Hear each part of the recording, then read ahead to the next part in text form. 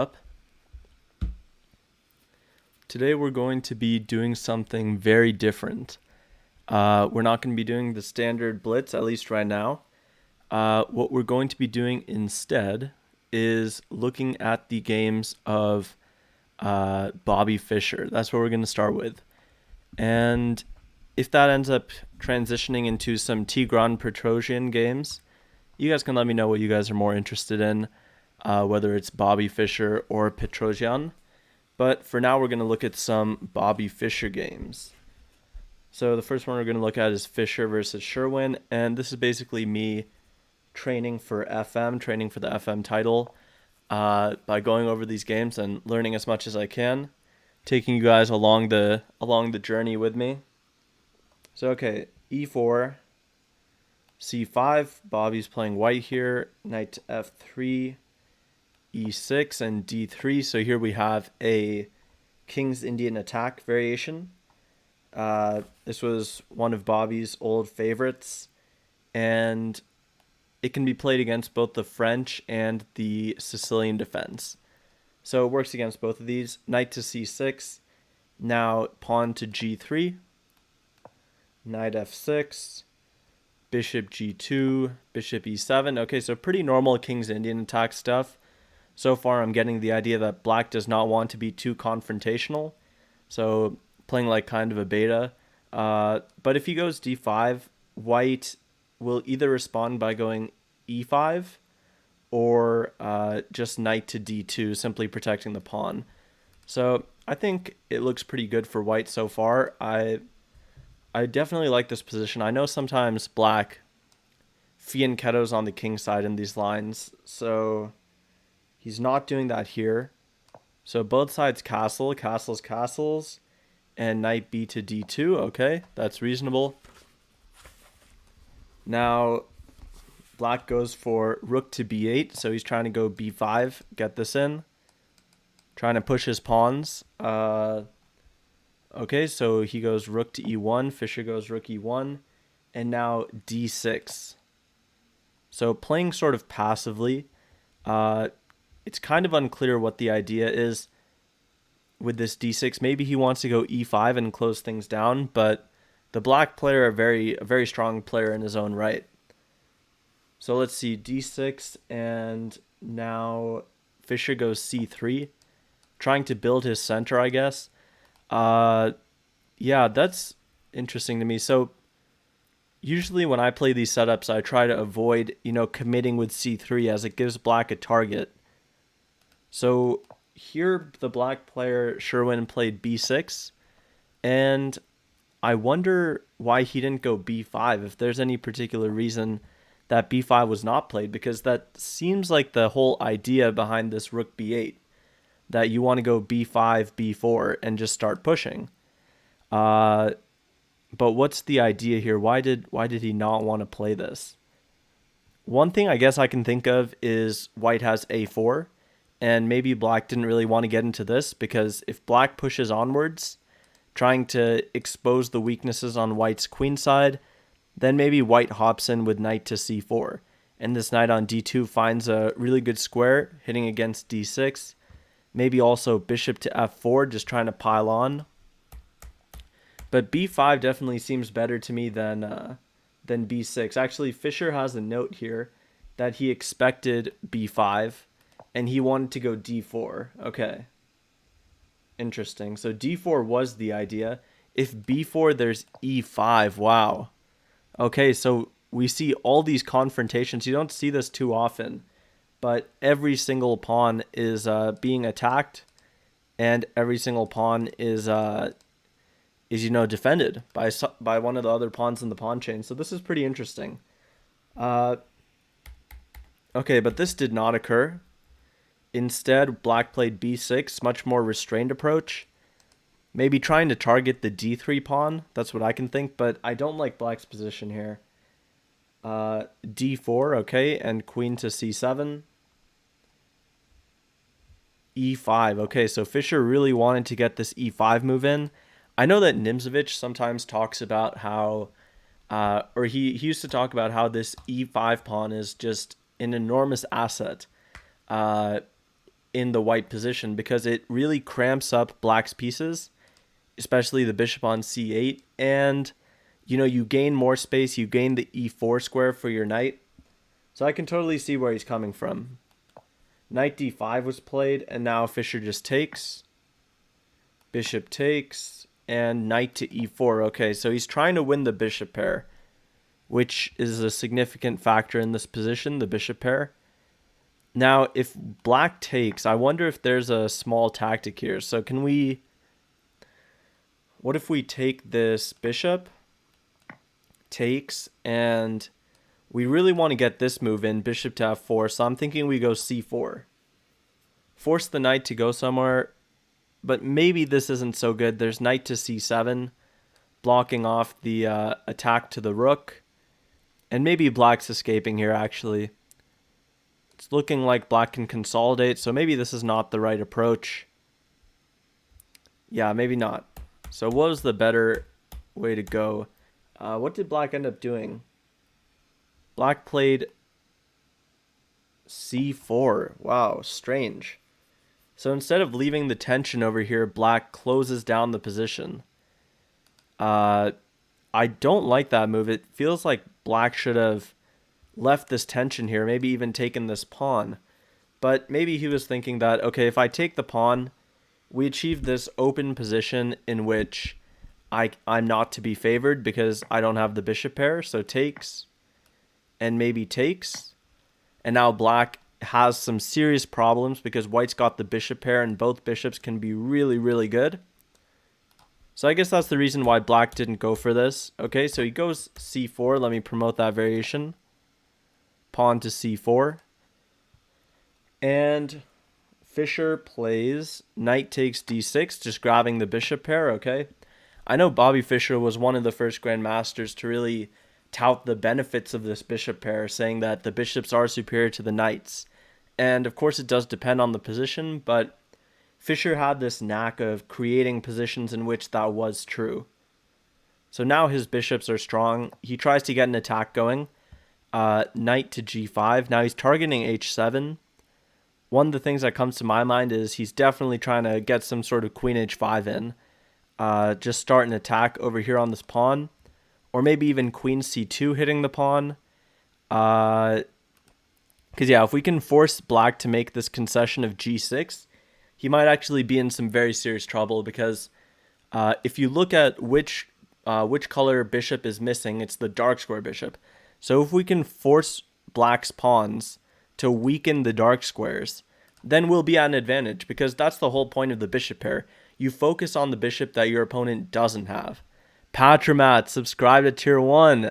Huge shout out to Patromat. Thank you so much, man. Thank you. Every subscription means a ton to me. He's getting us one step closer to our stream goal for today of 35 subs. And it's much appreciated. So thank you to Patromat. Okay. So let's get back into the game. Of course, we are playing subs today. It absolutely does help me. Thanks so much, man. Really appreciate it. Yeah, and we are playing subs today, so in between games we can play subs if that's something you're into. But yeah, I was gonna say that this is a good educational concept in chess, that when you have the bishop pair, try to focus on which bishop your opponent doesn't have. So it's not so much about you having the two bishops as it is about your opponent missing one of his bishops, if that makes sense. So right here, because our opponent's missing the dark square bishop, we want to provoke weaknesses on the dark squares. So forcing g6 with some move like queen to c2, that's what we want to do. So Fischer's opponent plays knight to e7, and he plays queen to c2, which he gives an exclamation mark. He says that on f5, queen e2 picks up a pawn, and that's true. So f5 is not really a move you want to play anyways because this square becomes super weak, but he gives it as a variation. So what's his idea if rook to f6? He said that it picks up a pawn, so why is rook f6 not possible? What's his idea? Rook f6. Feel free to suggest moves, by the way, guys. Okay, so rook f6. What's Fischer's idea?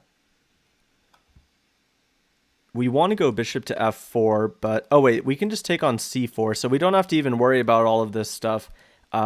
Bishop to f4 and this diagonal, because we can just win the c4 pawn. So that's the key here. Queen takes c4. It's like a double attack between these two, provoking a weakness. So queen c2, very good move. Very patient. He doesn't go here right away. He goes queen c2 first with the intention of coming here once black weakens this pawn. Very interesting. Knight to g6 was played, and now h4. So the whole concept here is that this queen is eyeing the pawn on h7. So if we can successfully get h5 in, and black moves the knight again, then we'll have mate. So after h4, black plays knight to f6 to defend the mating square and to defend against h5. So he gets both of these things in. Now h5 isn't possible, and there's also no mate. And here I'd imagine that black is trying to go h6, because this knight on g5 is kind of a thorn in his side. I would imagine he wants to go here. Your mom is asking, who do I think is the GOAT of chess? Greatest of all time. I think it might be Magnus, and I might be suffering from some serious recency bias, but I think Magnus might be the best of all time. He is just a beast. So let's continue with this game. Ooh. Oh my god, Fischer just played... I just saw the move here. Fischer played a monster move, which I did not see at all. He plays knight takes h7. Okay, let's try to unpack what the idea of this is. This is a monster move. Oh my god. Holy crap. Patromat saying bishop f6. Okay, so do you mean bishop f4? If you mean bishop f4, I think you're right. So the idea here seems to be if...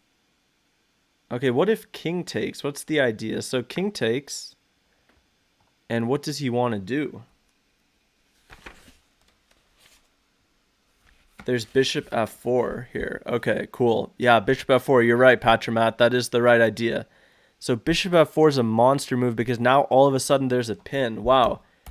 I did not see knight takes h7 at all, but this is a nice move to keep in the back of your mind because you're forcing bishop f4 no matter what.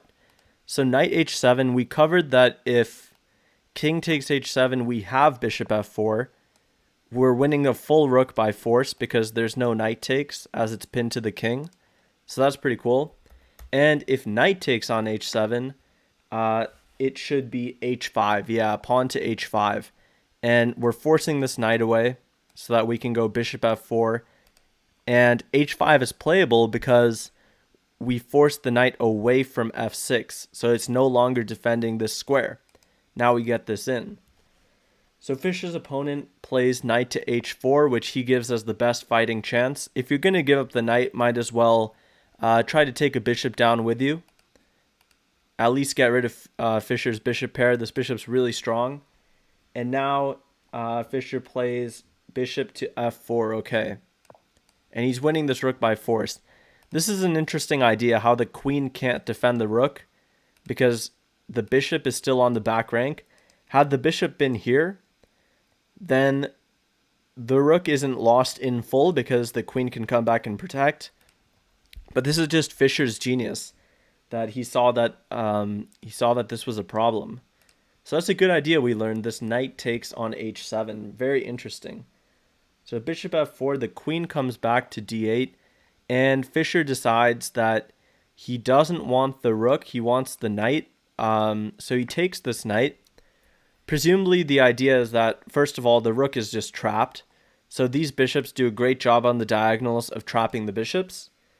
And secondly, if Fischer did decide to take this rook, there's a slight tactical complication here. So black could take, knight takes g2, king takes, and bishop to b7 check.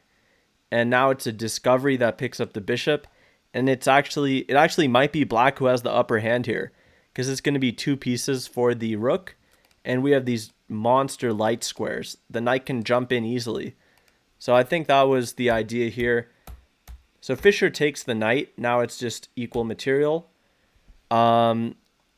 Lesseration just followed. Welcome to the channel to Lesseration. Okay, now rook to b7. And I think this is a really instructive moment, just having seen this move. Would you guys take this rook on b7? Let me know in the chat. Would you guys take this rook? Try to think about the pros and cons to doing so. It's material, so you could take it.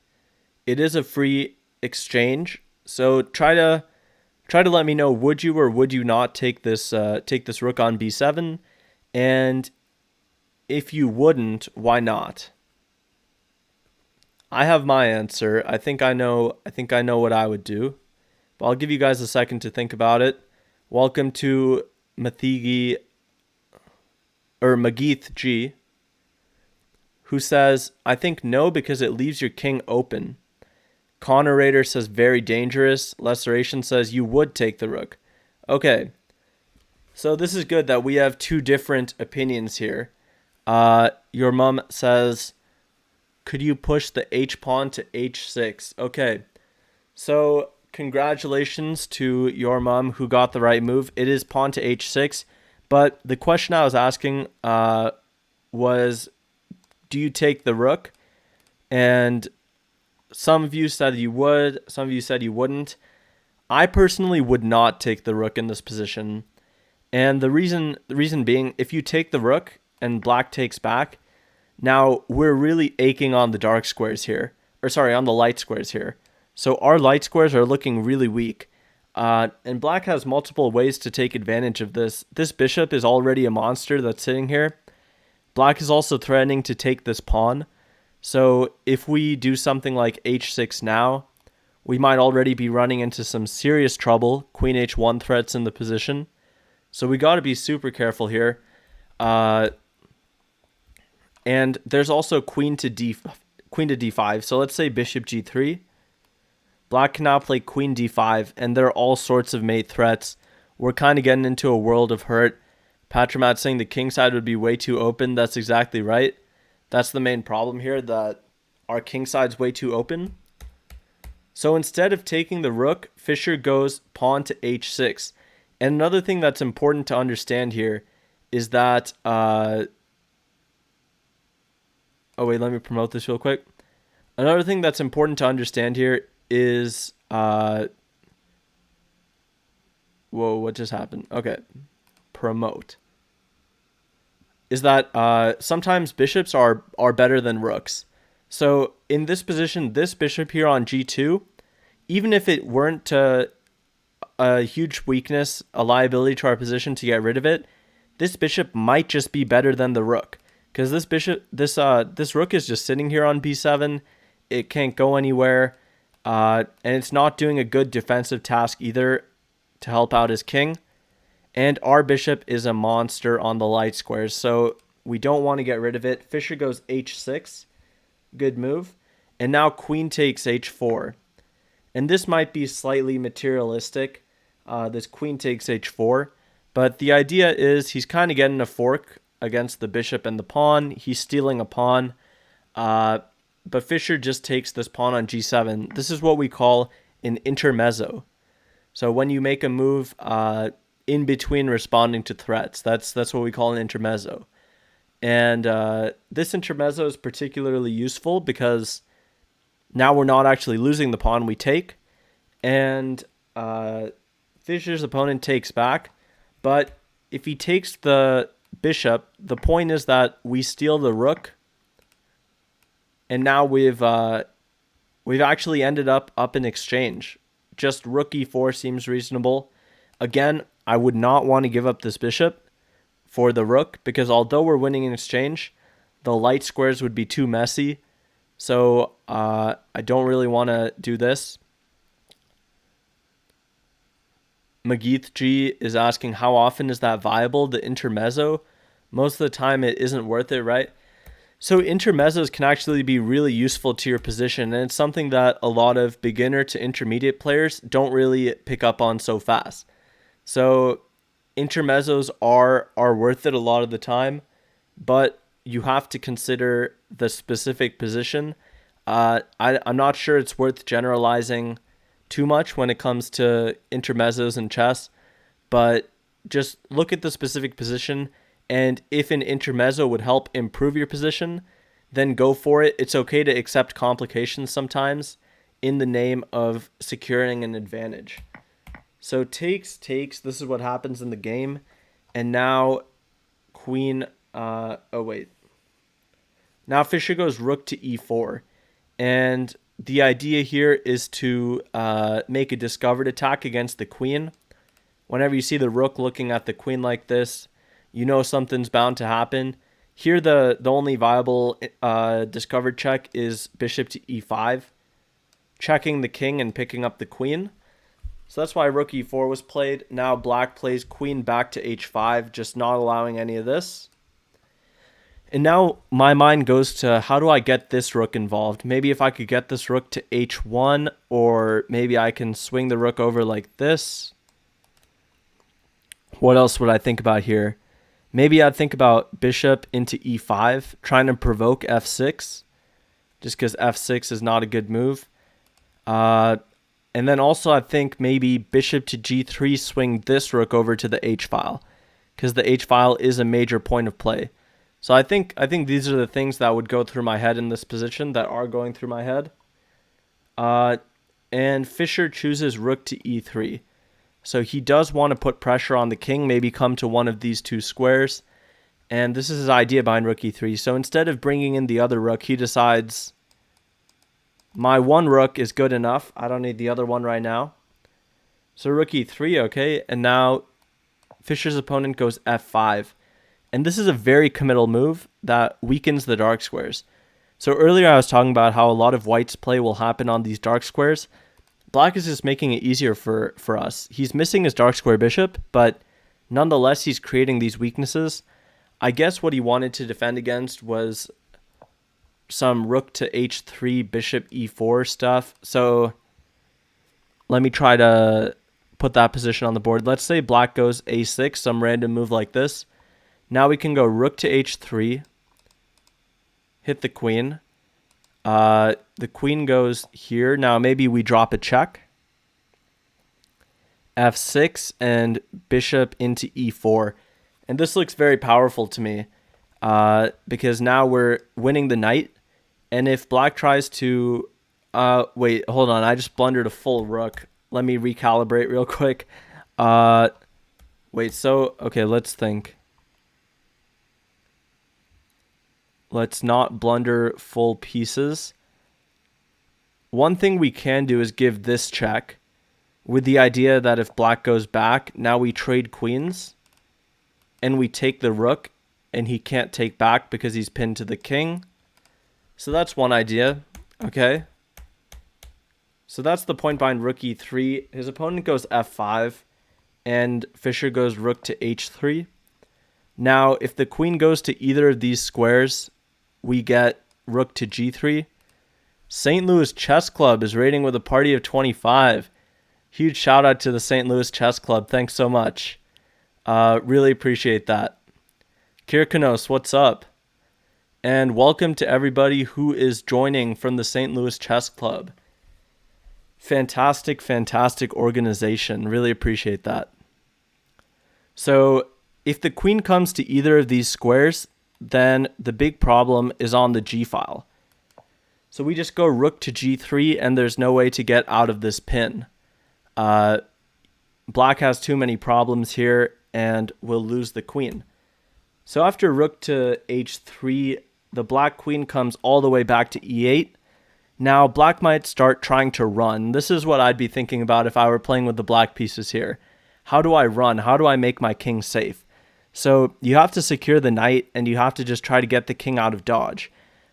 One of the problems here, though, is that the black king won't be safe anywhere. Even if it somehow gets to a8, if it magically runs all the way to the queen side, it's not going to be safe there, and that's a huge problem. because our bishop is just cutting down this diagonal. Both of these bishops are just so good. So after queen to e8, Fischer plays bishop e5 check. And we're seeing what I was talking about earlier, that the big problem here, a huge problem for the black position, is that he's weakened his dark squares. So for those of you who are just joining, and if you weren't here earlier, what I was saying is when you have the bishop pair, really try to focus on which bishop your opponent doesn't have. So it's not so much about which bishops you have, but which one your opponent doesn't. And in this position, our opponent is missing his dark square bishop, meaning we should try to create weaknesses on the dark squares, which Fischer has so effectively done. Now this bishop is better than either of these rooks. It's easily the best piece on the board if you don't count the queens. Welcome to Bao Wang Long and Deep, who just followed. And of course, shout out to Kirkanos.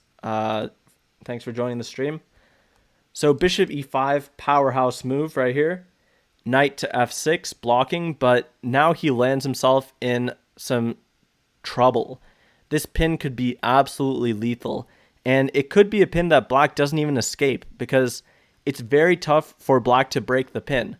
For example, he doesn't have another knight, so there's no knight that can jump to d7 and attack the bishop to remove the pin. This light square bishop can obviously never attack a dark square bishop. So black's going to have a tough time with this pin here, but this move was kind of necessary because this check was just so strong. So knight to f6, and now Fischer goes queen to d2. And he's clearly threatening to come into here. Queen to h6. Just pick up the knight on f6, deliver mate. We'll show a sample line here. So let's say a6. This is my go-to move when I'm just trying to waste a tempo. Now, white just comes in with the queen, and if the king tries to sidestep, he's not going to be able to successfully run away. We can just deliver a mate in only a couple moves, check, and mate. So he's not going to be able to get away with that. Instead, after queen to d2, instead of a6, black goes for king to f7. So now he's going for this idea that I was talking about. He's trying to run away. He's really trying to make this happen. But like I said, also, the king will never be safe on the queen side, in the center, or on the king side, just because these bishops are so good. All right, so the king goes to f7, and now Fischer plays queen to g5. One of the things earlier was that if queen g5 in this sort of position, black can try to go queen to g6, just step in, but after king f7, queen g5, black no longer has this. So no matter what, he's kind of landing himself in some trouble, and he has to be very careful. Let's just do some basic tactics time. If knight back to d7, attacking the bishop, how does white give mate? There are a couple different ways. Just testing you guys' basic tactics here. What's the mate? There are a couple different ones. Should be checkmate in one move. I know you guys might think this is a bit simple, but you know, we got to warm up. We're just getting our tactical muscles loose here. Getting sharp tactically. We still got a lot of games to analyze. This is only game 1. Can you guys believe it? This is only game 1. Queen g7 says deep. Yup, that's mate. Queen g7's mate. So the knight can't move. The knight's immobilized. That's the point of this. So instead of that, Fischer's opponent goes queen to e7, and things are still looking very shaky. The king is now, I guess, trying to run back to e8. So in order to address that, Fischer clarifies the position. He takes, and rook to h7 check. Okay.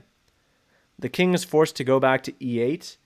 And now, anytime he wants, he has this this rook for free. So Fischer actually trades the queens in this position. Daniel Siegel with rook h7 check. Yup. Great. Rook h7 was also mate there. Okay, so now Fischer just takes with the idea that if you take me back, I'm just going to be up a full rook. I'll take your rook now. Takes, and I'll take your bishop. And I'm just up a full rook. So in a last-minute act of absolute desperation, Fischer's opponent takes this rook. Rook takes h7, and after bishop to c6, white is just completely winning, and black throws in the towel here. Let's just show this variation quickly. Bishop to d7, and yeah, we can do a lot of things to win here. So for one, we could just take this pawn because the bishop is pinned to the king, so we could just take the pawn. That's one thing. And this simplification wins the game because we are up enough pieces. So just like take the bishop, and we have a rook for a queen. Or sorry, a queen for a rook. All right, so that was game 1. That was Fischer versus Sherwin. Now we're going to move on to game 2, Fischer versus Larsen. I'm sure some of you guys have heard of the great Bent Larsen. There's the Larsen attack. I think that's 1b3. Nimzovich Larsen. So let's see how this game went. This was a Sicilian defense. It's titled Slaying the Dragon. So Fischer played 1e4. He always said e4 was the best by test. Strong believer in this variation. So e4, c5, knight to f3, d6. And we just get an open Sicilian. I'll breeze past the first couple moves. If you have a question about any of these moves, I'm happy to address them. I want this stream to be friendly to people of all levels. So any questions, happy to address them. But this is just a normal Sicilian dragon. Deep asking, are these studies public? You better believe it. They are public. I believe this study's public. Yep, this study is public. So go ahead and hop on if you're interested in following along, or you could just look at my screen. Either way works well. So, okay, after g6, Fischer plays bishop to e3. There are a couple of variations that Fischer was very, very good at. One of them I figure I'll point out is after a6. This is the Najdorf. Fischer used to play bishop to c4. And he was so good at this that it ended up not being called just the Sozin, but actually the Fischer-Sozin variation of the Najdorf. That's how good this man was at what he did, that his name was added onto the variation. But here we have a dragon. Maybe we'll see a Sozin later today. But here we have a dragon, and Fischer played bishop to e3, likely going for a Yugoslav attack. Fischer did really like the bishop on c4 though, so we'll see what happens. Bishop to g7 and f3. Okay, this is a precise move order. Castles and queen to d2. Now, this bishop for black is the heart and soul of his position. It's actually called the dragon bishop. This opening is called the dragon, and this bishop is called the dragon bishop. So it's clear that if it's named after the opening, it's a very, very important piece. And white's idea here is to trade it off, and that's what queen d2 attempts to do. Not only does queen d2 prepare for opposite side castling with castle's queen side, but also it prepares this bishop to h6 move, trading off the dark square bishops. And if we're able to get the dark square bishops off the board with bishop h6, then all of the dark squares near black's king are going to be weak. For example, he's put his pawns on light squares, meaning he really needs his dark square bishop to defend those pawns. Queen d2 does that. Knight to c6, and now Fischer plays bishop to c4. So he's not castling queenside immediately. He's leaving himself some flexibility. You know, he's saying maybe I'll go kingside, maybe I'll go queenside, but I also don't want to allow you to play any sort of d5 break. So Fischer goes bishop c4. Now d5 is not going to be possible. We have too many defenders on that square. After bishop to c4, Fischer's opponent goes knight takes d4. He takes back with the bishop, and bishop to e6. This is an older variation of the dragon. When I played the dragon, I was like I played it up till about 1700, 1800-ish, And I actually talk about the dragon in my Road to NM video series on YouTube. You can use the YouTube command if you want to check that out. But I used to play this variation with bishop to d7. And the idea was we put our rook on c8 and try to bring the knight into the c4 square. So white would typically go bishop b3. I'd go knight to e5, king b1, and I'd bring the knight into c4. So I would try to start annoying white, steal the bishop pair from him. But this variation that Lasker played is a bit of an older line. Knight takes d4 and bishop to e6. And now Fischer plays bishop b3. And if you guys are beginners out there, you might be confused as to why Fischer is allowing his opponent to double his pawns. But the reason is, if your opponent doubles your pawns like this, you're taking towards the center and you're opening up the A file for your pieces. So this is actually not bad at all. These are not bad doubled pawns because they create a good file for your rook. And worst case, you can always push this guy and make him pretty good. So keep that idea in mind, allowing this file to be opened. Fischer goes bishop to b3. Now queen to a5 is played. This is all still theory. Both players are still comfortable here. Castle's queenside and b5. So Lasker is now starting to go for it. He might also bring the rook to c8, this rook to b8, and try to get some pressure down these files. That's what the dragon's all about, getting this queenside pressure. White goes for the king side while black goes for the queen side. So after b5, Fischer plays king to b1. This is a nice and solid move just to make sure that there are no tricks, like the queen coming to a1 in any position. For example, bishop takes b3, a takes b3, and the queen sneakily comes down here. So king b1 stops all of that. And now black plays b4. And Fischer meets b4 with this knight to d5 move. Very good move. Very, very good move. So the knight on d5 is a very effective piece in that it blunts black's bishop. Now our bishop is not getting traded. It's a valuable piece. And we're putting pressure against this diagonal. So I mentioned that one of the themes of this opening is trying to trade off the dark square bishops. At least from the white side, we want to trade off these dark square bishops, or these DSBs, as the cool kids call them, because it's a major protector of black's king. Without this there, all these squares become super weak. So that's what Fischer's trying to do here with knight to d5. Now, bishop takes d5, okay. And I'm guessing Fischer... bishop takes d5, and I was going to guess that Fischer took back with the pawn, but he actually took back with the bishop, and then left in the comments that it would be better to take back with the pawn. Shout out to Shoe Factory saying great content, really appreciate it. So the reason that I would think Fischer would take back with the pawn is this man is all about the bishop pair. This literally, he talks about it all the time. He's all about keeping those two bishops. And here this bishop may look bad right now, but just wait till we get to an ending. This bishop suddenly pops out and it's really good. It has an outpost on c6. So that's why I guess ed5 would be stronger. But Fischer takes with the bishop. I guess he just wants to liquidate. He must be confident in the endgame. So he's thinking this b pawn is a little bit overextended.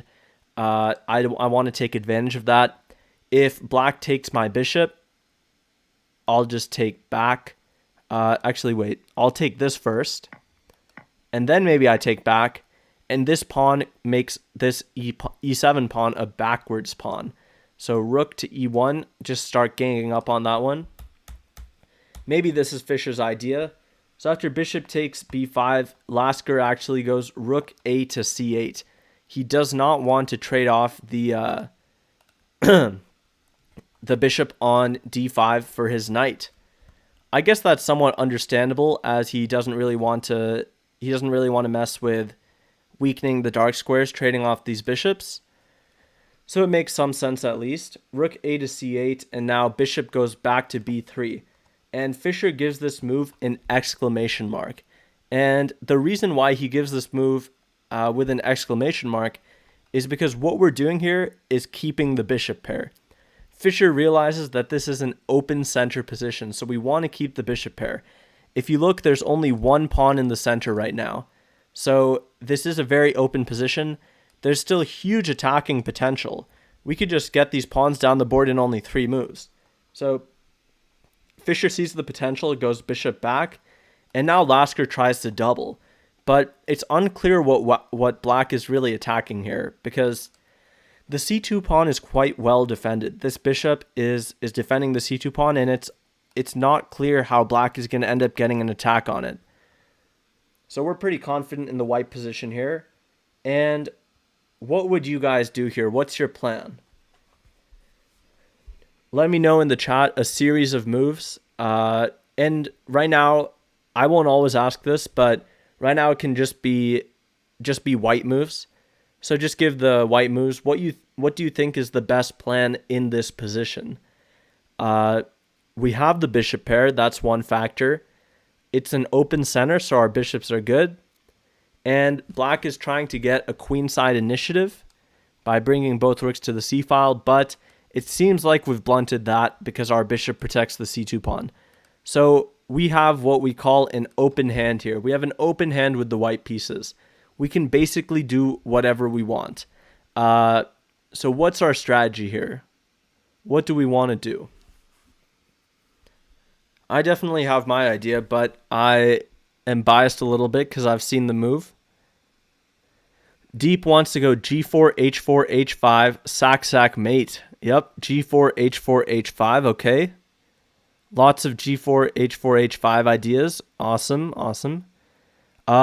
Shout out to Rockefeller and Zaraf for following. Zaraf sounds a lot like giraffe, so I guess you found your channel. So Fischer actually, you guys are right on point, but I think this game is actually really instructive for the reason that Fischer didn't feel the need to play g4. So he just goes h4, and this is good enough. Because oftentimes, as you guys will see, we don't need this g4 move immediately, as we can get h5 in without going g4. If we play h5, what is black going to do such that we need the g4 push, right? So let's just waste a move with black. Let's say we go h5 and black takes. Now, it's not really doing you much good if you're playing with the black pieces here to take this pawn.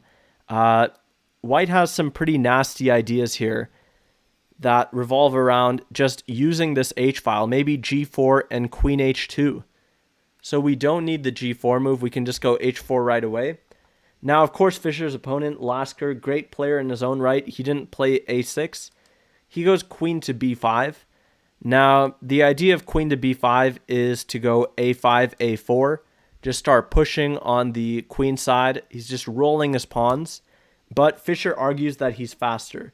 He plays h5. And he says, actually, there's no need to lose a tempo with the old-fashioned g4. So we chess players are so accustomed to this idea. And I even said it earlier in the stream, g4. So this is definitely a bit of a blind spot for me as well. But yeah, sometimes it's just not necessary. Especially because taking with the knight allows us to trade off these bishops. And that's what we wanted the whole time. Now if we fast forward to this sort of position, black is in serious trouble. Pretty huge trouble. Okay, so Zaraf asking a good question. What if instead of queen b5, black plays h5? So h5 with the idea of closing things down. That's a really good question, Zaraf. Really good question. So against h5, I would imagine that Fischer wanted to insist on opening things up. So here I would guess that g4 is playable. You said that you know it's probably bad, but you never concretely figured out why.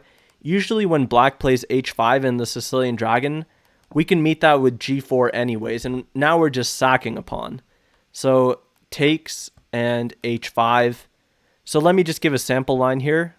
Takes, takes, takes. So lots of captures happen, and now this knight can't go anywhere. Because if we move the knight to any square, let's just pick f6. Now white comes in with a mate. We can either go queen h8 mate or the much fancier queen takes g6 mate, taking advantage of the weak position of the king, this pin. So that's the reason that if h5 we go g4. Great question, Zaraf. Thanks for asking that one. Okay, so queen b5 played, and now h5, and Fischer's opponent goes rook f to c8. Oh, that's a mouse slip. Rook f to c8. Let's promote that variation. And the idea is he's trying to create some play here somehow. Let's see if he's able to do it.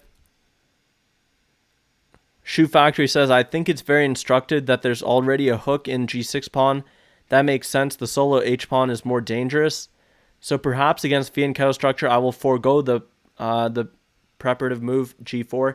Yeah, sometimes you don't need to prepare h5. It is instructive that h5 immediately is also completely playable.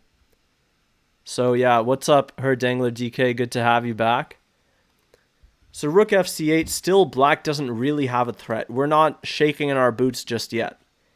So black goes there. Now we go h takes g6, h takes g6. And a constant motif to pay attention to in this game is watch out for this. Watch out for this pin here on the king, because that means that this pawn is actually hanging. If we can somehow weasel our way into the position, we can take that pawn. So watch out for that one. Now Fischer goes g4, and his idea is he's opening this lateral rank here. So now the queen can swing over laterally and start creating threats already. g4 also threatens to kick the knight off of the f6 square and trade off these DSBs. So after g4, black plays a5, following through on his idea to put pressure on the queen side, and also importantly trying to force the bishop off of the square so that he can maybe make threats against c2. That's a good thing to keep in mind. So a5 and white goes g5.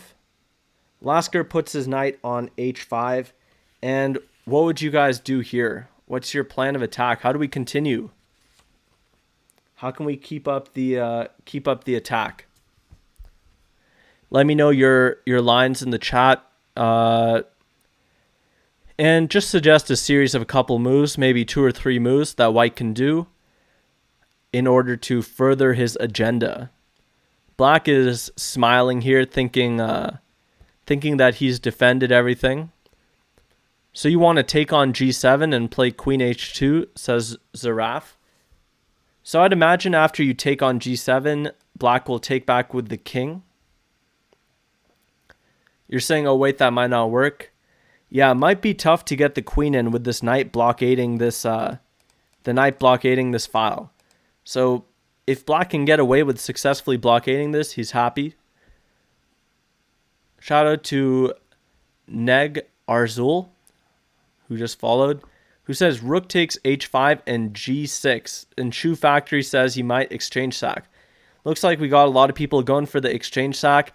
And huge shout out to Neg Arzul, who suggested both rook takes h5 and g6. Yeah, I was telling you guys that this diagonal could become a huge problem for the black player. It's just a theme with this bishop on b3 eyeing down the king. This g6 move is exactly what Fischer was looking for, and it is what he played in the game. So now Lasker plays e5, and let's just pity this bishop on g7 for a minute. Now not only is this bishop a monster, but this dark square bishop is just awful. Shoe Factor saying you missed g6. It's all right. It's a hard move to find because it relies on the pressure on the king, and this is a very long range attack. So easy move to miss this g6. Okay, so after e5 by Lasker, Fischer goes g takes f7 check. The king hops over to f8, and now the bishop comes back to e3. And again, this bishop on g7, although it's a terrible piece, it is an important defensive player. So if we can trade these guys off, then black is in a real world of hurt. because right now at least the bishop is defending the king. But if we can trade it off, man, black is pretty much getting mated. So, okay, after king to f8, bishop e3, black goes d5. What is that? I guess a desperate attempt to win the f7 pawn. Maybe if white takes with this pawn, then he takes f7. E takes d5. And indeed, the black rook takes on f7. Okay. And now Fischer goes d6. This unleashes a discovered attack against the rook on f7. So we're doing a discovery. And black goes rook to f6. Now white keeps up the pressure with bishop to g5, attacking the rook once more. And black decides that's enough of that. I'm just going to give back the exchange, try to bring my queen into a more defensive role. So now if takes, takes, and queen h6, now at least I have queen g7, so I can come to the rescue of my king. That's what black is thinking. But this position is utterly hopeless. After this exchange, white plays d7, and now that's a passed pawn if I've ever seen one, because he's really menacing the black position all the way down there. Rook to d8, and queen to d6, after which black just resigns. Fischer gives this as a mistake because queen to h6 forces mate in 3, bishop g7, queen here, and if king to e7, let's just find the mate real quick, here and here. So okay, we have mate with white, but black just resigns after queen to d6 as the game is just over. So this was a really nice game by Fischer. Now we've conquered 2 Bobby Fischer games. We've learned a lot, lots of helpful analysis. You guys can access this study. It is public on Lichess. Just go and find my account. You can access the study. But in the meantime, let's go on to game 3. We're going to be looking at Petrosian versus Fischer. And in this game, Fischer played the black pieces. But before we do, I'm just going to take a short little break, run an ad, and if you're a subscriber and you don't get ads, then you can watch me awkwardly sip water for a second. But yeah, I'm having fun. What do you guys think of the stream so far? Do you guys like this, the game analysis stuff?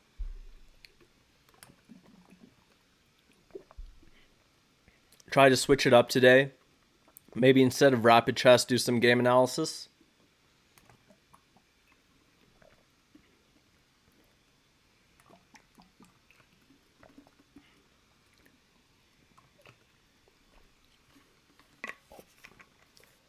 Shoe Factor saying, I think it's a great idea. Would come back for master game analysis. Awesome. That's what we like to hear. I actually also have this other book, Python Strategy, Tigon Petrosian Games. Not sure if you guys can see that. There's a bit of glare. But yeah. Yeah, the Python Strategy book would be a good one for us to cover in the future. Right now, we are actually going to look at a Petrosian game, but we're going to look at one in which he gets absolutely destroyed by Fischer. So, yeah, Patromat saying analyses are important to understand some moves. Yeah, I'm glad this is helpful for you guys. Shout out to all my subscribers who are supporting the channel. It helps me do fun stuff like this with all of you guys. So thanks for subscribing. And you guys can use the commands that I put in the stream description if you want to check out some fun stuff that's going on. I would highly recommend the giraffe fact command. If you haven't checked that out already, it's a new one every stream. Okay, so let's jump into this game. We have a game between Petrosian from the USSR and Fischer. And Petrosian is known for playing some really Python-like chess, hence the name of his book, Python Strategy. And he was an absolute monster of positional chess. So, yeah, Patromat suggesting a command for the Lee Chess account. Yeah, I should do that. I'll throw one of those in there at some point soon. So yeah, we'll get a Lee Chess command going. All right. So we're gonna look at this game in which Fischer was playing the black pieces. Here, Petrosian played 1c4, and the English was a very common choice of Tigran.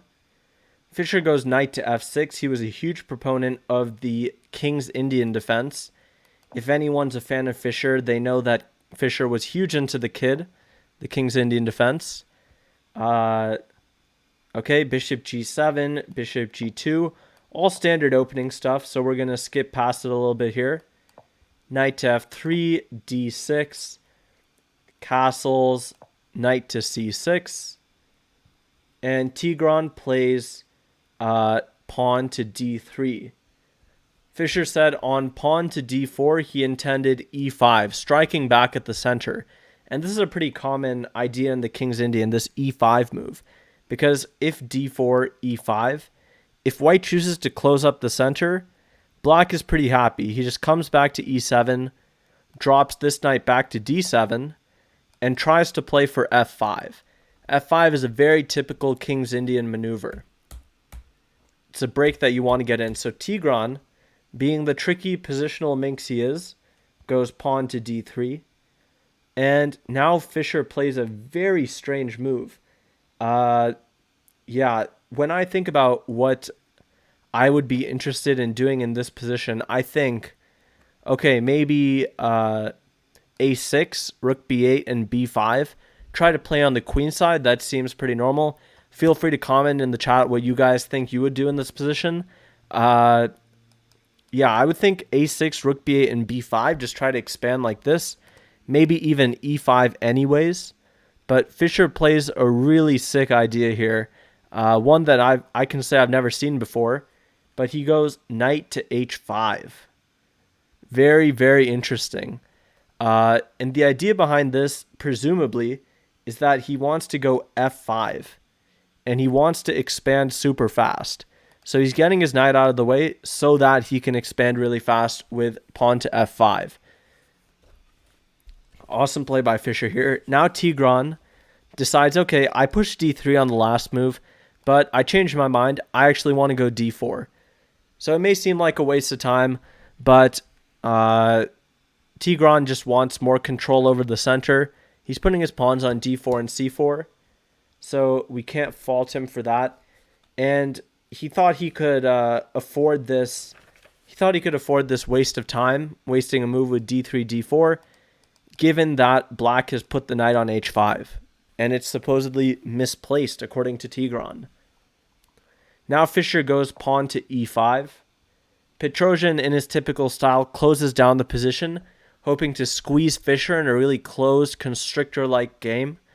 And Fischer moves the knight to e7. So now he is getting ready for this f5 break I was talking about. Pawn to e4, and now Fischer plays f5. I was saying earlier that I would definitely consider playing h6 before f5, just because I'd be slightly worried that if I go f5 too early, then my opponent might be able to go knight to g5. And this is something that I'm always watchful of in these King's Indian positions, because sometimes white just sacks a pawn with knight to e6 and just claims that, okay, I'm down a pawn, but your light squares are super weak because you've played f5 and you don't have your light square bishop. So for example, if we try to push the knight away now, there's knight to e6, takes, and if we try to win the pawn, it's not so easy for us to succeed in that mission. But even if we're able to successfully win this pawn, this bishop being unleashed could be really bad news for us on this diagonal. So, okay, Fischer does go f5 right away without preparing it first. And after e takes f5, he goes g takes f5. Now, it seems like white has a small tactic here in order to unleash this queen onto the knight. First, let me address what XMGR is saying. Welcome to XMGR. What's up? He's saying, what about G4 here to force the knight back? And by the way, there are no stupid questions. You guys can ask questions whenever you want about whatever you want. So just go ahead and ask as much as you can. I'm here to help you guys. In this specific position, anytime white goes G4, our bishop on C8 keeps an eye on that square. So it's not possible in this position.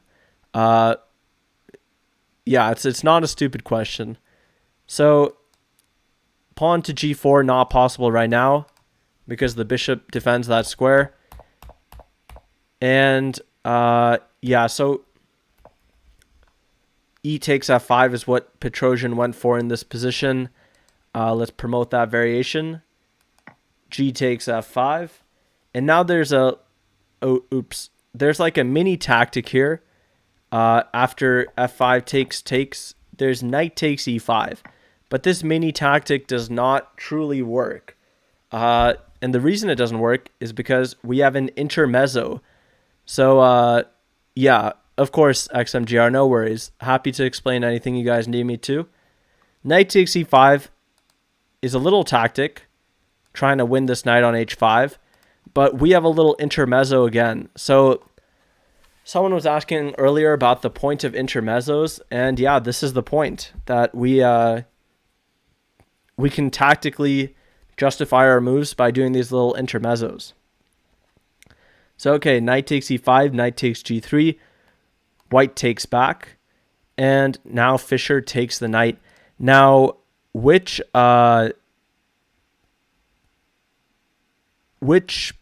piece would you take back with here on E5? Because as soon as I look at this position, I immediately start thinking, oh, it's just D takes E5. This is much more natural. And now we're just getting a pawn storm going. And Fischer leaves us in the comments that he's thinking about taking with the pawn or taking with the bishop. And he's worried that if he takes with the pawn, that there will be C5. But he does say that he was unduly worried about this. So it wasn't really something worth worrying so much about. I do think that taking with the pawn is better. Fischer did think that afterwards, but I guess he was scared about this passed pawn, even though black gets play of his own on the king side with the knight jumping to F5. So yeah, C5 weakens the D5 pawn after E4. That's a good point. That's a good point. It also cuts off the bishop's diagonal, so good move suggested by Zaraf. But Fischer decides to take with the bishop because he was worried about this move. And now F4. Okay, F4 is given an exclamation mark, pushing the bishop away. So the black bishop retreats to G7, and white plays bishop to E3. All right. Now, I guess black should worry a little bit about the bishop coming into D4, because like in the other position, we were talking about two completely different games, but we were looking at the Sicilian Dragon game and saying that black's dark square bishop is a huge reason that his position is held together right now. So if we can trade off that dark square bishop, then we're doing well with white. So this is white's idea. White wants to go bishop to D4 and just exchange off those bishops. So bishop E3 now, black goes bishop to D7, just developing his last minor piece. If you guys have watched the stream before, I talk about how beginners should approach chess by seeing the opening in 3 stages. One would be getting castled. The second would be getting out all of your minor pieces. And the third would be connecting the rooks. And Fischer is no beginner, but you can see evidence of the validity of this strategy in how he's playing. He's getting out his last minor piece so that it can at least play in the game. So bishop to D7. And now white plays bishop D4. And let's see how Fischer responds. He goes knight to G6, bringing the knight into a more active post. If I were playing with black here, I would be wondering where this knight's going to go. But it's also possible at some point for black to reroute this knight. So maybe come around like this, although that's the long way, and knight h8 is not a move you want to have to play. But knight g6 does get the knight to the right side of the board, and it enables the queen to come to f6. Let's say if trade, queen d4 check. Now at least we have queen to f6, offering a trade. So, okay. Now white goes rook to e1, and black plays rook f7. Two Nice French asking, is h5, h4 an idea? Yeah, by the way, shout out to Two Nights French for following the channel. Welcome. If you go h5, h4, you have to be careful about queen takes h5, but I totally agree that if this queen ever moves off of her post, like queen to d2, then I really like this idea that Two Nights French is suggesting h5, h4. So good idea there. Okay. Now, rook f7, white goes bishop to f3, keeping an eye on this very idea. Now black is going to have a really hard time pushing this pawn. All right, so after rook f7, bishop f3, black goes queen to f8. And the best explanation I can think of right now is maybe black is trying to trade off the rooks, or maybe even trying to trade the queens, get the queen into g7, because the queen on g7 would threaten a queen trade and also keep an eye on this g file. So we could have some tactics if white isn't careful. Queen f8 is a good move. Now king to f2, and black does go rook to e8, offering a rook trade. Patromat asking, what about f5? Okay, so I think you might have the coordinate off there a little bit. Maybe you don't mean f5 because the pawn's already on f5. Maybe you mean c5, e5. So this is e5.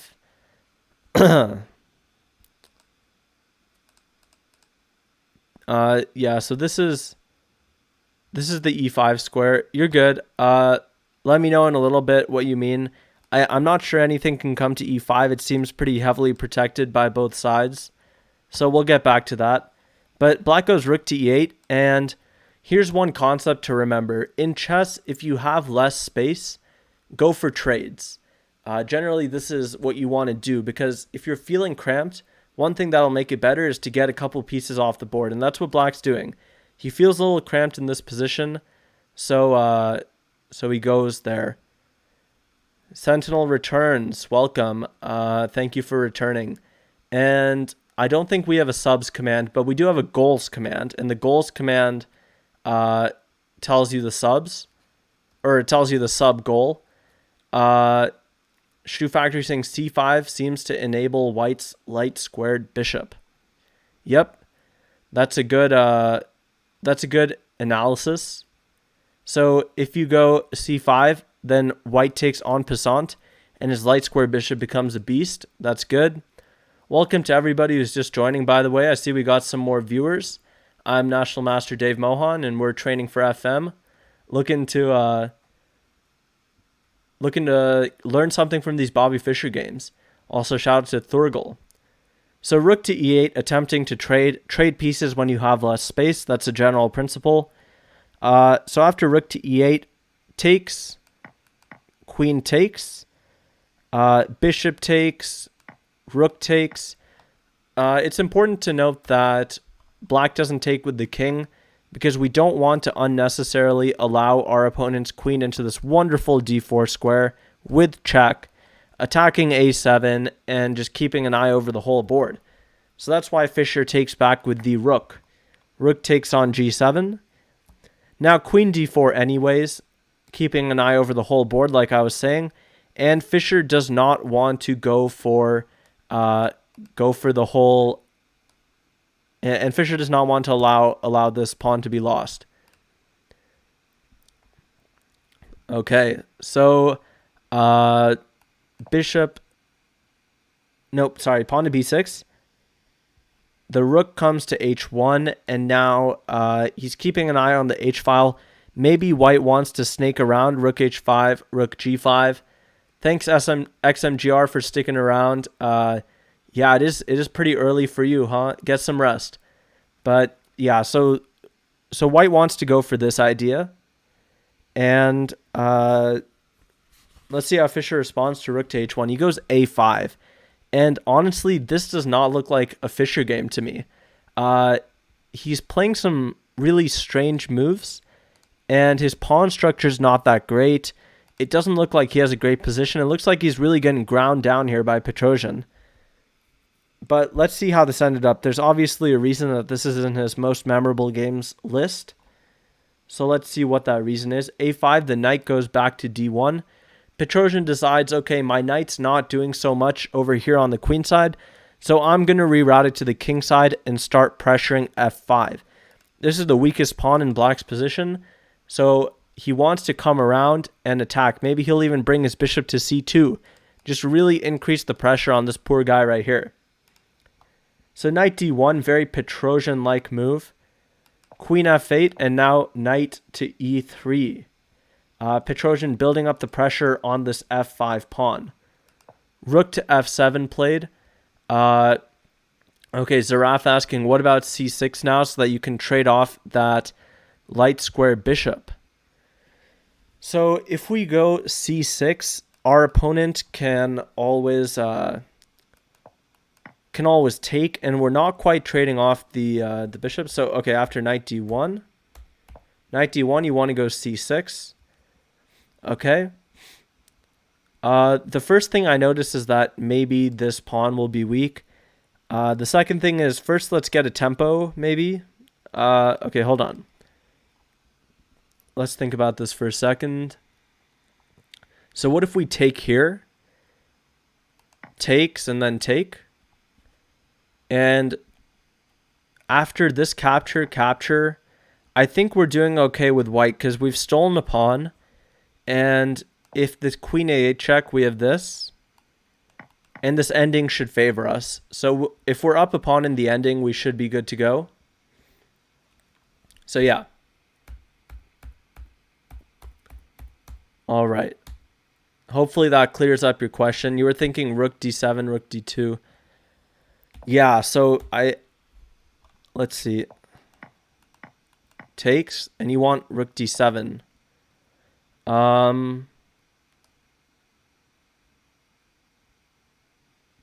Maybe you mean rook d7 after this exchange. So let's go takes, rook d7. All right. So this is where you wanted to play it. The rook is coming in. This looks kind of scary. So very good suggestion here. Very good suggestion. Okay. How do we deal with this? Do I have to go all the way back here? I really don't want to do that. Yeah, this is looking a little bit tough. Okay, good suggestion by Zaraf. Okay, so let's see. You want to go c6. My other response to c6 is not reacting, going knight to e3. So yeah, knight to e3. Now, if you take, you're going to be in trouble because d5 is going to be very weak and my knight's going to hop in. So you got to be careful with that. But, okay. If you don't take and you go c5 instead, then I will just come back and try to put pressure on f5. So I guess that's the idea, but fantastic question by Zaraf. Thanks for asking that one. So Fischer plays rook to f7 in this position, and Petrosian plays b3. And this is such a Tigran Petrosian move. b3, just solidifying everything. He's making sure that all his pieces are happy. This is such classic play by him. So now b3, queen comes to g7. Fischer's trying to trade. Takes. Petrosian's confident in the ending. So he exchanges off. Now a3. Rook comes back to f8. Because if b4 here, now our rook is able to come into the game. Takes, and we swing around. Whereas if we left our rook on f7, the same cannot be said. White's threatening b4, and our rook can't magically hop open hop over to the open A file. So that's why rook to f8. Bishop to e2. Petrosian's doing what I was saying with remaneuvering the bishop to this square. The bishop no longer has so much use on this diagonal, so what he does instead is targets the f5 pawn. And now he can actually use all of his remaining pieces to target this f5 pawn. And this looks very good for white. I would definitely give the advantage to white, but let's see how Fischer unwinds here. Knight to e7, bishop to d3, okay. Pawn to h6, Fischer trying to at least make sure that this pawn is safe. Maybe so that he can go king to g6 on rook h5 without having to worry about rook g5 check. So h6, rook to h5, and the bishop comes back to e8. So Petrosian just comes back. He's saying, okay, I get that you're protecting that square. I'll just back off for a second. Okay, now the bishop goes back to d7, and this is basically a draw from Fischer. He's saying that, like, okay, if you want to draw, you can have it. But white is better here, so he does not accept. Bishop d7. Rook to h1, so Petrosian also kind of waiting. Not sure what he's going to do. Another thing when you look at these classical games, and this is a bit of a side note, if it's getting close to move 40, you'll sometimes see players just repeating moves and doing some semi-random stuff because they just want to get to the 40th move where they make time control and get some extra time. So if you see that going on near move 40, that's why. Okay, so the rook comes back to h1, rook h8, and let's speed through to some more critical moments. Knight to c2, trying to come to d4. So Petrosian's all about those knight maneuvers. He was really nice with the knights. King f6, and sure enough, he comes into d4. Okay, king back to g7. Fischer literally just waiting here. King e2. Now Petrosian probably wants to come over here. And now knight to g8. Leaving the defense of this pawn, but trying to remaneuver to the better f6 square, where the knight will be more powerful. It's important to note that if black tries to go king g6 before this maneuver, he is stepping into pawn to g4. So let's say king d2, we try to maneuver. Now we step into pawn g4. And now we're in big trouble on this diagonal. We're losing something. So that's not ideal. Instead, Fischer goes there right away. And Petrosian decides not to take this pawn. Instead, he goes pawn to b4. Knight f6. Oh, wait. Sorry, I actually messed up a little bit. So, yeah, my bad. Back when... Okay, after king g7, Petrosian actually played bishop e2. I read that as king e2. That's my bad. Sorry about that, guys. Bishop e2, knight to g8. So Fischer takes the opportunity when this pawn isn't attacked to go knight g8. b4, knight to f6, and now the bishop comes back here to attack the f5 pawn. So now black has to defend this guy somehow. After bishop to d3, Fischer goes a takes b4, takes back, and king to g6. Now with the knight on f6, Fischer doesn't have to worry about that idea that I was talking about with pawn to g4, as g4 results in knight takes g4, and it's just a free pawn. This pin isn't a factor in that scenario anymore. Yeah, XMGR saying I don't even think that far. The king g6 thing, I mean, yep, king g6. So Fischer's able to achieve it, which is good for him. He's able to achieve his king to g6 move. And after this, white goes rook to a1, taking the file. This is important because this file is really important. Beep, what's up? Welcome to Cynthia. We're just doing some game analysis here. So rook a1, taking the a file. And what did Fischer do? He goes knight to g4 check. I can tell this game is going to be a bit more strategic than the other ones.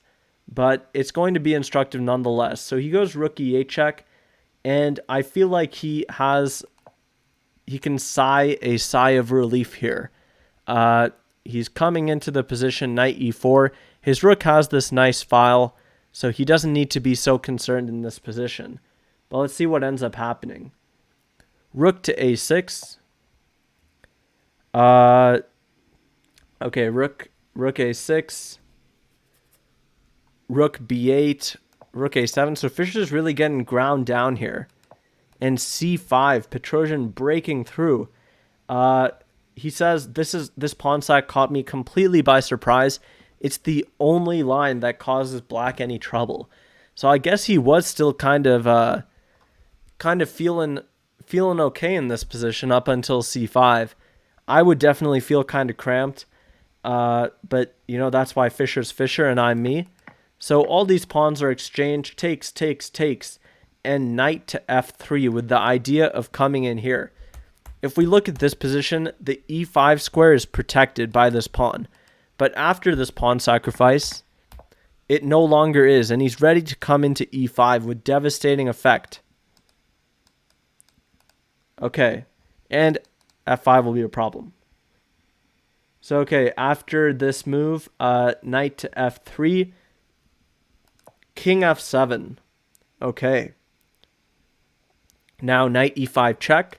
The king runs to the queen side, king e7. The king wants to come to d6. And Petrosian takes, and he finally scoops up this f5 pawn that he's been targeting for pretty much the whole game. So he finally gets this pawn that he really wanted. Bishop takes f5. And now rook to f8. g4. Let's see how this game finished up. King to d6. Bishop d7. King d7. King e3. Let's see how Fischer does the job here. Oh, wait, no, not rook e8 check. He goes king to d6. My bad. So this is the variation that was played by Fischer. King to d6. And then what happened? Rook a6. King takes d5. Okay. Rook takes h6 and c4. That'd be pretty crazy if Fischer ended up winning this game. Rook h1, c3, g5, c5. So Fischer's just pretty much trying to make a draw here. He seems to be very happy with the draw. He's got these two doubled passers, but white has two connected passers. Rook to d1 check. Now it's important to note that if white can scoop up both of these, he should be winning. So that's what Petrosian's trying to do. Rook d1, king to c4, g6, c2. So both sides are really going for their own thing on their sides of the board. Rook c1. Oh, oops, that was a mouse slip. Rook c1. And okay.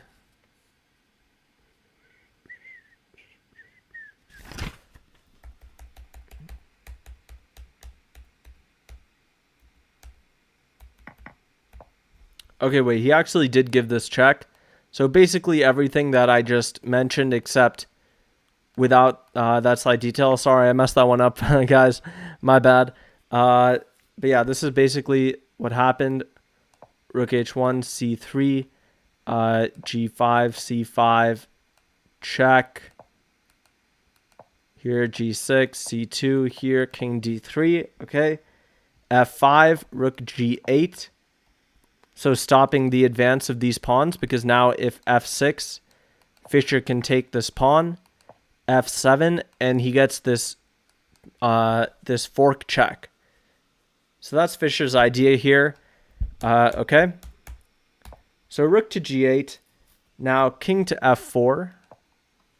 And Fischer goes king d2. Takes. Rook takes c2, king takes c2, king to g5, c4, f6, c3, f7. And here the game was drawn. Now I'm going to pose the question to you guys. Why was the game drawn in this position? That's my little test for you all. Why did they agree to a draw right here? It's not immediately clear. Because if black moves the rook, now white goes here, right? And we get to promote. And we get a full queen. So why was a draw agreed in this position? I know the answer, but I need to test you guys out. Why is this a draw? Go ahead and suggest a move for black that draws. The game was actually drawn right here. Petrosian didn't see any point in testing Fischer and just offered a draw. But if you guys get this position and you're playing white, you should definitely play on. Tell me the continuation that makes a draw, or if you think it's lost, you can tell me why.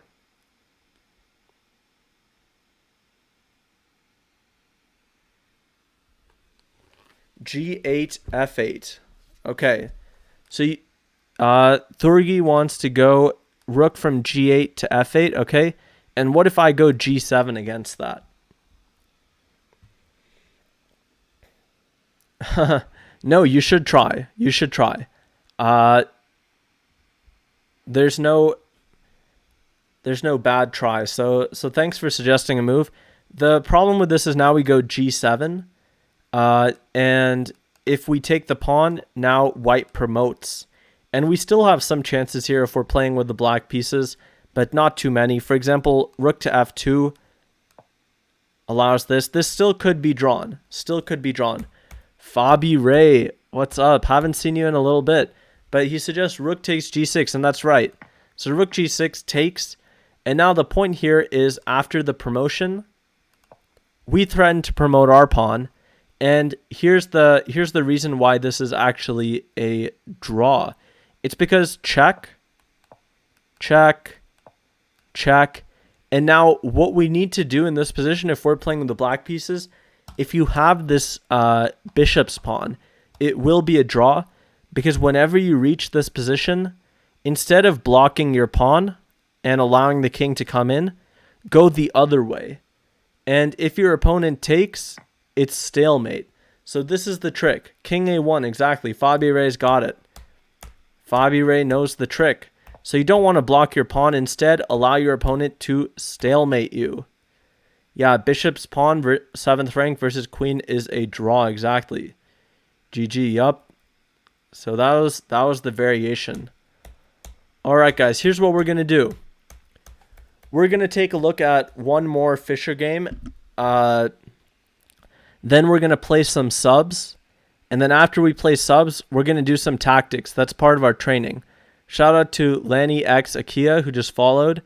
And after we do the Fischer game, play the subs, and do some tactics, I'm hoping that we reach our stream goal of getting to 35 subs so that I don't have to stay up until 2 a.m. like I did last night. 2:30, actually. But yeah, shout out to everybody who was on that stream last night. That was a long night. Long night for me. Let's try to get to 35, though. That's our goal for today. We've been meeting our goals, so I'm confident. Let's get to 35 subs. Okay, so I'm going to take a short little water break again before the next game, but I'm going to set up the next one. MC Vogt saying here in Germany it's 2:08. Man, yeah, you guys are much more hardcore than I am. I kind of I can't stay up that late without getting really tired. Last night, by the end of the stream, what was basically happening was I was like trying to look at the chat, but even with my glasses on, it was a little bit blurry. So I was like, what's going on? I need to go to sleep. XMGR saying, BTW, do you know the Nachmanson Gambit? It seems to be really popular. I do know of it. Yeah, I saw it recently. I am familiar. It seems interesting. It definitely seems interesting. I think it's a good way to catch your opponent off guard. You just have to be comfortable with the positions in which your opponent declines it. So where they play something different even from the outset. It looks like a really dangerous gambit, though.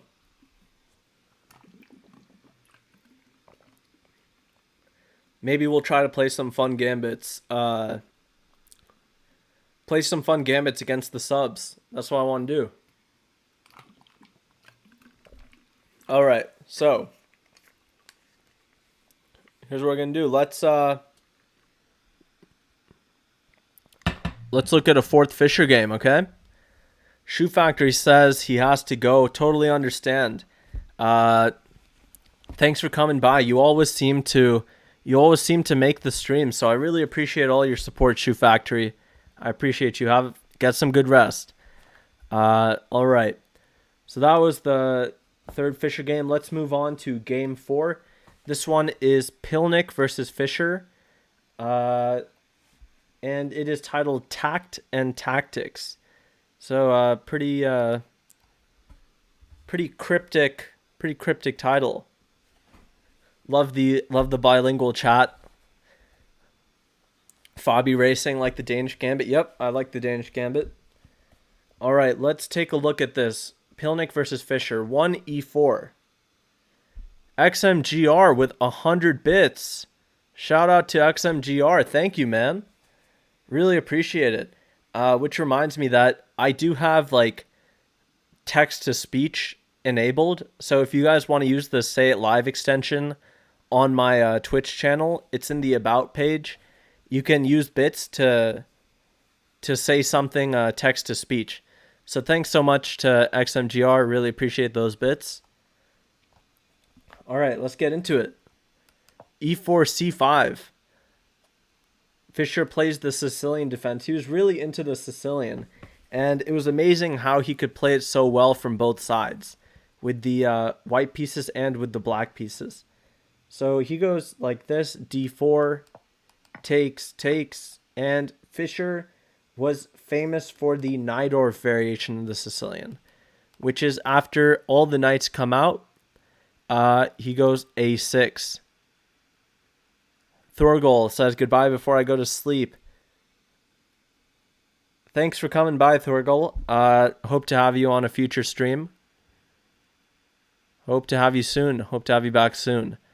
Okay, so Fischer goes for the Najdorf variation of the Sicilian, which was very popular for him. And his opponent goes bishop to e2. Pilnik goes bishop e2. And this is considered one of the more solid variations against the Najdorf. Because black is going to continue with his main plans. E5, bishop e7, bishop e6. But white is actually going to castle kingside. And because white is doing same-side castling, it's going to be a much different game. The game is going to have a much different feel to it. So black goes pawn to e5, knight to b3, and bishop to e7. So just getting the bishop out, getting ready to castle. Both sides now want to castle. MC Vogt saying the master game analysis is really nice. As a beginner, I really get to know the game better. That warms my heart, MC Vogt. I love to hear stuff like that. That's the reason I do this. I love to make that happen for you guys. So e5, knight b3, bishop e7. Now white castles and black also castles. So we get a same side castling game. Not every game can be the classic Fischer slugfest that we all know and love. So bishop to e3, and now bishop to e6. This is Fischer's choice, bishop e6. And this is a very typical way to play this. You put your bishops on e6 and e7 with the idea of going knight to c6, queen c7, and a big break you want to get in these sorts of Sicilian positions is d5. So this is something you really want to get in if it's safe. Because then you're opening up the center, and that's the whole point of putting your bishop on e6, knight on f6. So Fischer's opponent goes f3, and he doesn't quite go d5 just yet, because it could be potentially a little bit dangerous if you play d5 too prematurely. So he goes queen c7 instead. If d5, let me think about what I would do to capitalize on this. Probably knight to c5, just come in like this, and now you're attacking the bishop, you're attacking this pawn. And you don't want to give it the bishop pair if you're black. So you don't want to allow that, which is why Fischer doesn't go for it just yet. He goes queen to c7. He's going to prepare it some more. And now white goes queen to e1. And this is a pretty instructive moment, I think, because white is playing an idea that's important to remember, whether you have the white pieces or the black pieces, whether it's a Sicilian Najdorf or it's a Dutch or whatever. Whenever you've moved your f-pawn, whether you're white or black, whether it's to f3 or f4, always look for this opportunity to lift the queen into the game. This is a pretty good way to activate your pieces. Queen e1, queen h4, or queen e1, queen g3. It's a great way to bring the queen into the attack if you've pushed your f-pawn already. So make sure to keep that in mind, all of you. Knight b to d7 and rook to d1. So putting his rook where the queen used to be, getting on this important file. Rook d1 and black goes pawn to b5. Okay, just expanding, trying to get in b4, remove the knight from the solid c3 square.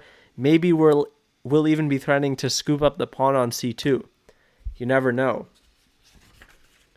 So b5 and white goes rook to d2, preventing the capture of the pawn on c2. And black puts the knight on b6. Now the idea of knight b6 is to come into c4 with the knight, strike at all of these pieces, and hopefully win the bishop pair or more. So knight c4, very powerful move. Very powerful move. I don't understand German, but I see my handle there. Hopefully all good things. I'm sure it is from XMGR. All right, so knight b6 with the idea of coming into c4. And now white goes queen to f2. And Fischer deems this move as careless, saying bishop takes b6 is necessary. That is harsh. Harsh critique, but let's see why he says so. So rook a to b8 is Fischer's choice. And bishop takes b6 is played. And Fischer makes a classic mistake here, which he admits to. He says, I figured if he didn't take it on the last move, he wouldn't take it now. But he was mistaken, as his opponent does take it. Bishop takes b6, rook takes, and knight into d5. So it's pretty common in the Najdorf. Yeah, Patromat saying we both came here from a German streamer who rated you. I know. Shout out to the big Greek who rated the stream a little while ago. Really appreciate that still. Okay. And I do love the bilingual stream. Let's see if we can get some more languages in here. I love it. Okay, knight to d5. And knight takes d5. E takes d5. And I was expecting bishop to f5 here. It seems like the most natural move. Bishop d7, also possible. That's what Fischer chose in the game. But I was expecting this bishop f5 move, just given that it's a more active square. But let's see what Fischer's idea is. It's great when the move that I want to play is different from the move that Fischer wants to play, because that means that I have something to learn. Bishop d7, f4, and bishop to f6. So I guess the idea is that you don't want to put the bishop on f5, because then f4 threatens to take and take your bishop. So your bishop is a little more loose on f5 if white can get this f4 move in. So he plays f4, Fischer plays bishop to f6, and now c3. Okay. Pawn to c3, blunting this diagonal. And after c3, Fischer goes rook b to b8. The rook isn't doing much on b6, so might as well bring it back, make it more useful on a square like e8. So he comes back, f takes e5, bishop takes e5. Okay. All looking good. Knight to d4.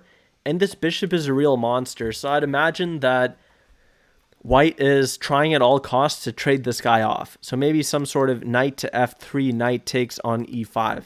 He wants something like this, I feel. Okay, knight to d4, and Fischer goes pawn to g6. Now he has a home for his bishop if it wants to come back. The bishop can come all the way back to g7. Okay. So g6, a3 played by white, stopping any potential b4. And after a3, black goes a5, insisting on b4, trying to get some play. King h1 and b4. So black gets in this move that he really wanted to play, and now he's making his rook useful here on the b file. So black is happy about getting this b4 move in, definitely. b4 played, and cb4, a takes b4, rook c2. Okay, so white takes control of the file. White is the first to get to this c file. So we see white take control, rook c2, queen to b6. Establishing a bit of a pin here. Knight to c6. Now, if I were playing black here, I'd be slightly scared. But that's the difference between Fischer and I guess.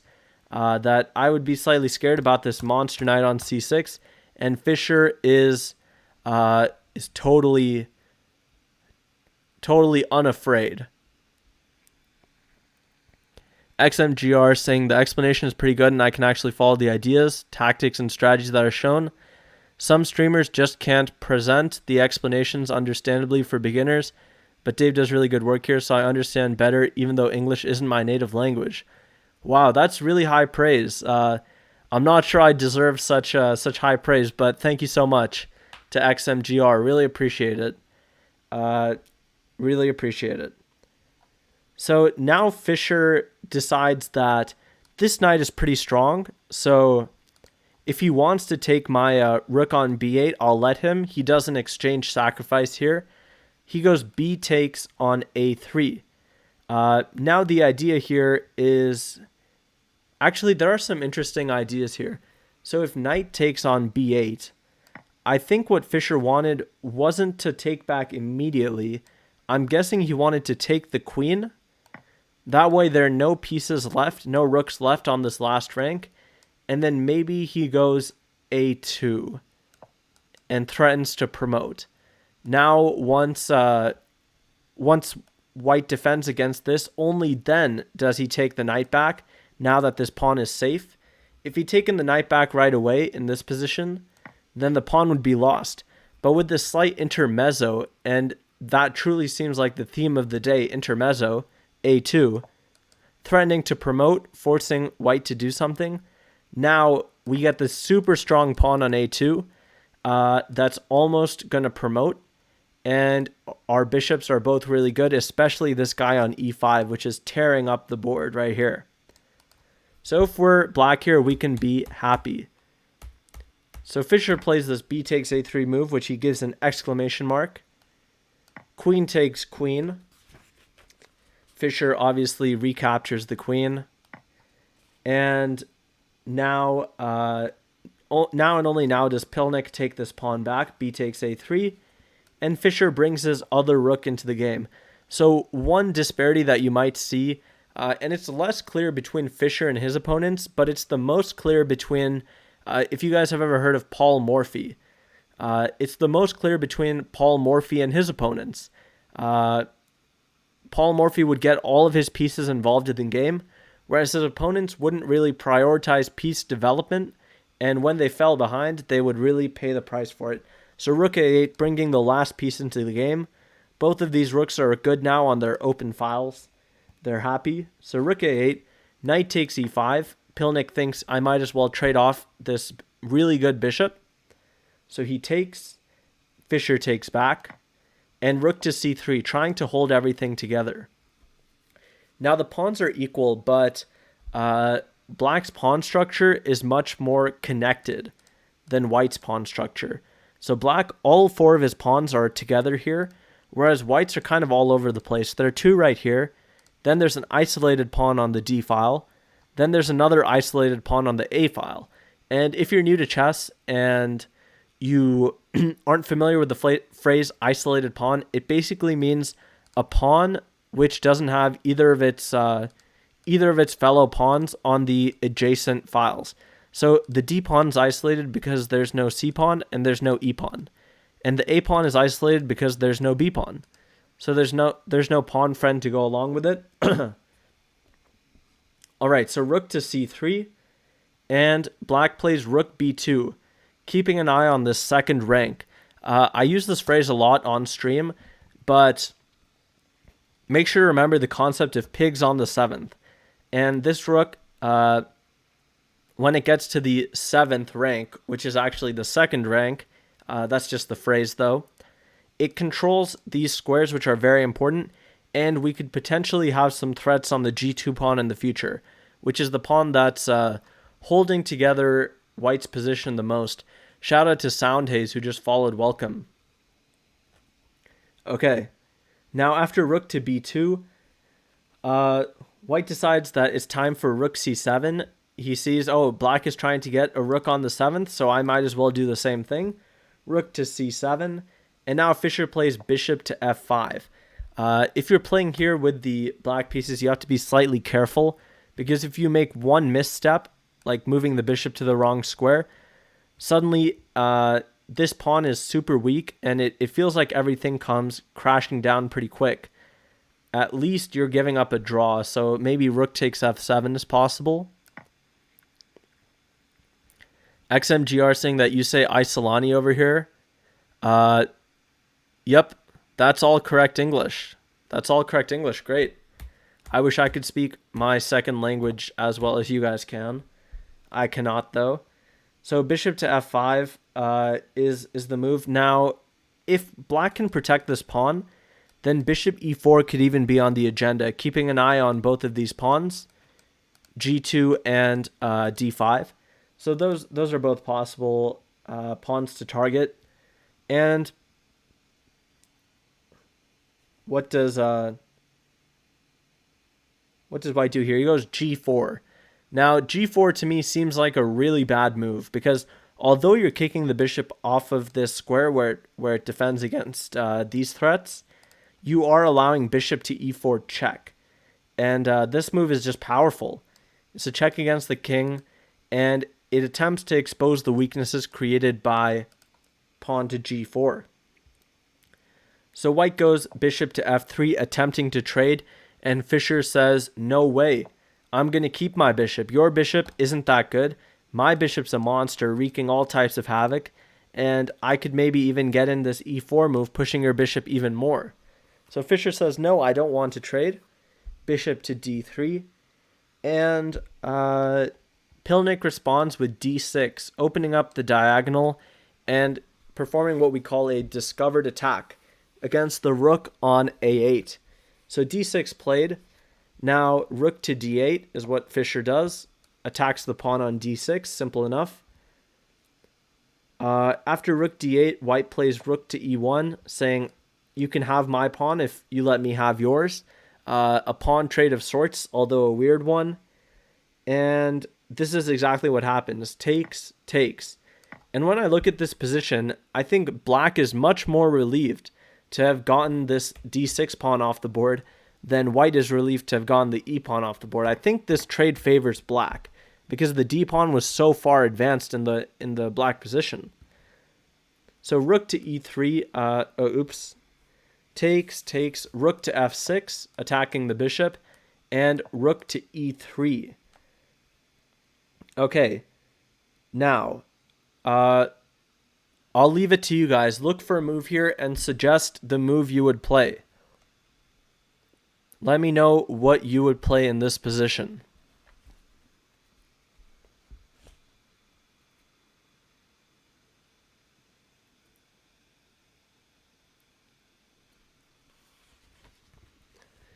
Give me a variation. And yeah, feel free to think about it. Go ahead and give some thought to what you want to say. And make sure you have a complete variation. So not just one move, but all the way through.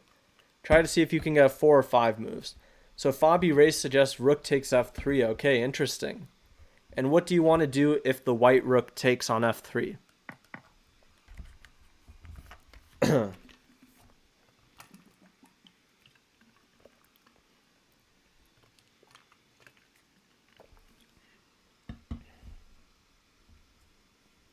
Bishop to e4, okay. Now rook takes on f7.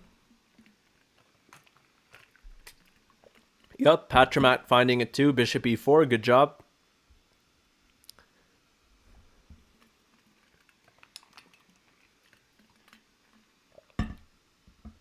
Zaraf wants to take.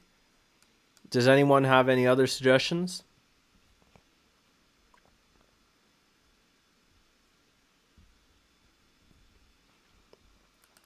Fabi Ray wants rook to b3. Any other suggestions?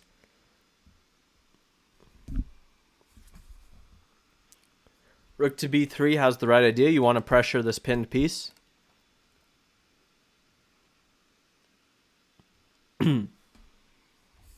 I'll let you guys think for a little bit longer. Don't feel pressured to answer right away. XMGR wants bishop to d5. Okay. Zaraf saying rook b3 runs into rook f8. Probably still fine, but it looks a little bit scary. Okay. Patromat saying rook to b7.